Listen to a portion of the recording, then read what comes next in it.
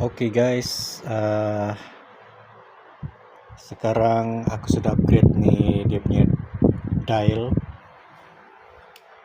Jadi aku beli main-main lah nih motor sekarang.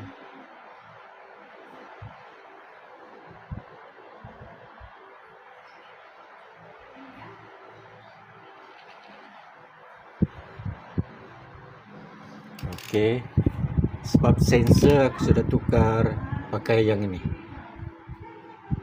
Oke, ES 5048E. Dia lagi kecil berbanding sebelum nih yang besar tuh entah mana sudah tuh.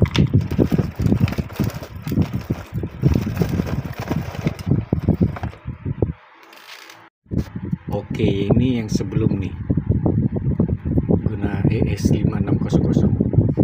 Pas tuh aku beli yang kecil lagi, tapi ini kecil nih mahal. Ini dalam 5 ringgit ke 10 ringgit lah begitu. Yang ini dekat 30 ringgit.